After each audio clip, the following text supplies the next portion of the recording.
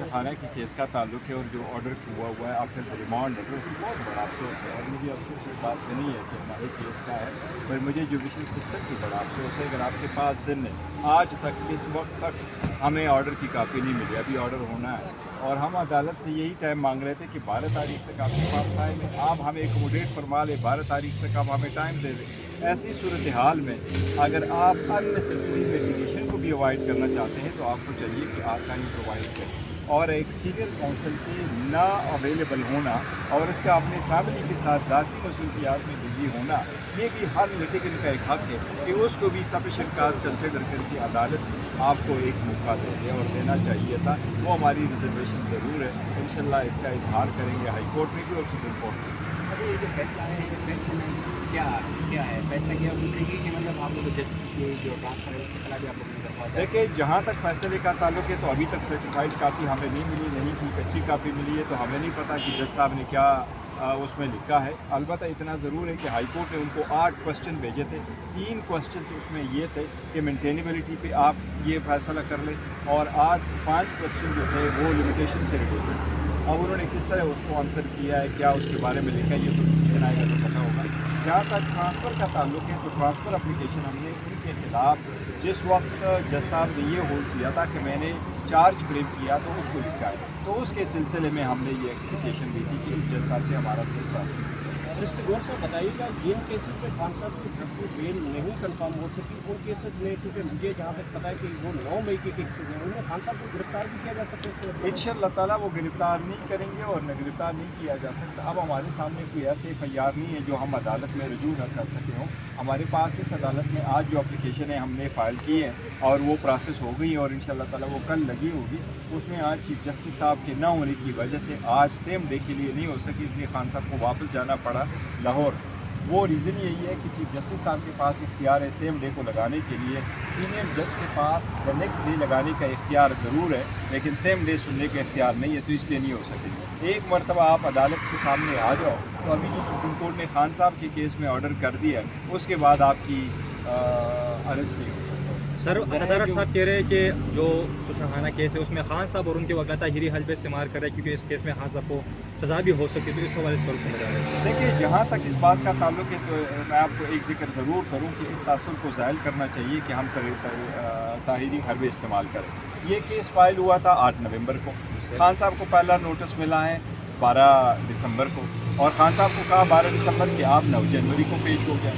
9 जनवरी को हम पेश हो गए। जज साहब ने कहा, क्योंकि उस वक्त खान साहब हॉस्पिटल में थे और वो मेडिकल मौजूद था, जज साहब ने खुद उसको 31 जनवरी की डेट दी।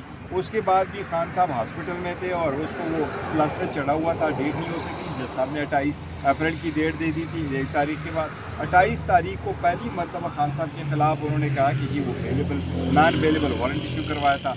उसके बाद जब हम हाई कोर्ट गए और हाई कोर्ट ने हमें ये ऑर्डर कर दिया था कि आप वापस जज साहब के पास चले जाएँ, फिर हमारा जिस वक्त दरख्वास्त डिसमिस हो गया और जब जज साहब के पास आए तो वकला की स्ट्राइक की वजह से हमें कोर्ट ने डेट दे दी थी 1 महीने बाद की, जिसके बाद इलेक्शन कमीशन ने दरख्वास्त दी कि इसकी सुनवाई जल्दी की जाए। वो दरख्वास्त कोर्ट ने ख़त्म कर दी, डिसमिस कर दी। उसके बाद जज साहब को, एक और जज साहब को, इनकी कहने से ज़फ़र इकबाल साहब से, हमारे कहने से नहीं, इनके कहने से ज़फ़र इकबाल साहब से केस ट्रांसफ़र होकर के दिलावर हुमायूं दिलावर साहब के पास गया और हुमायूं दिलावर साहब उम्रे पे गए हुए थे तो इसलिए सुनवाई नहीं हो सकी। हमारी तरफ से कोई ऐसी डेट नहीं है जिस पे हमने बिला ज़रूरत उनको इनकी डेट। सर, अब 12 तारीख को ट्रायल भी शुरू हो रहा है, तो क्या आप खान साहब पेश होंगे तोशाखाना केस में? देखो, खान साहब को अगर क्रिमिनल ट्रायल चलता है तो फिर ऑब्वियसली एक्यूज़ को बुलाया जाता है और अगर उसकी एग्जाम्पशन की एप्लीकेशन है तो एग्जाम भी किया जाता है। अगर वो एफआईआर कचहरी में है तो वहाँ तो नहीं पेश हो सकते, खुद हुकूमत नोटिफिकेशन इशू करती रहती है। लेकिन हमें उम्मीद है इंशाल्लाह हमारा पहले मरतबा केस टेकअप हो जाएगा इधर सुप्रीम कोर्ट या हाई कोर्ट और हमें स्टे मिल जाएगा। मीडिया से रहने के मुताबिक नवाज शरीफ का ये मुतालबा है कि इमरान खान को नहीं कर उत्तर में पाकिस्तान आ जाना, और यही एक तोशाखाना केस है जिसमें उम्मीद है कि खान नहीं हो सकते। एक जारी केस था उनके जो दुबई ने बेटे के हवाले से, वो तो ख़त्म हो गया, तो क्या इसमें इमरान खान की नहीं होगी? देखो, ये नाअहली का केस तो ज़रूर है लेकिन इसकी नाअहली एक किस किस्म की है, ये एक करप्ट प्रैक्टिस का केस नहीं है, ये actually corrupt practice under the election act. Election act में अगर आपको सज़ा हो जाती है उसके सज़ा की लाइट में एक और केस पुटअप होगा इलेक्शन कमीशन को और इलेक्शन कमीशन ने फिर उसमें देखना है कि वाकई अगर उसने अनपर्पज बदनीयती से अपने कोई एसेट चुपाएँ उस केस पे नाअहली हो सकती है, लेकिन वो नाअहली इस तरह नहीं होती जिस तरह आर्टिकल 62(1)(f) तो क्योंकि उसकी रीज़न यही है कि आईनी तौर पर अगर आपकी 62(1)(f) की डिसक्वालिफिकेशन नहीं है तो आप इलेक्शन लड़ सकते हैं। मैं कहता हूँ ये उनका खूब ख्याल है। खान साहब अगर खुदा न खास्ता कन्विक्ट भी हो गए फिर भी वो इलेक्शन लड़ सकते हैं। अच्छा, अब बताइएगा तक जो कि ग्राउंड्स हैं ये बताइएगा, अब तक जो ग्राउंड्स हैं जुडिशरी को आप लोअर कोर्ट से इस्लामाबाद हाई कोर्ट तक आप आ रहे हैं, अब तक जो प्रोसीडिंग्स चल रही हैं आपको एतमाद है अदालती कार्रवाइयों को, क्योंकि सियासी केसेस बहरहाल इसमें सियासी देखिए बुनियादों पे हमें तो बनाए गए। अदालत के तरीक़ेकार और फेयरनेस ऑफ द प्रोसीडिंग पे ज़रूर रिजर्वेशन है और बहुत स्ट्रांग रिजर्वेशन है। सबसे पहले ये है कि हमारे क्रिमिनल रिवीजन अलाउ है और उसमें कोर्ट ने ये होल्ड कर दिया कि जो हमारी सबमिशंस थी वो नीचे कोर्ट ने ब्रश असाइड कर दी और उसके प्रिसाइसली उसके पर्पस के लिए कोर्ट ने उसको रिमांड कर दिया था।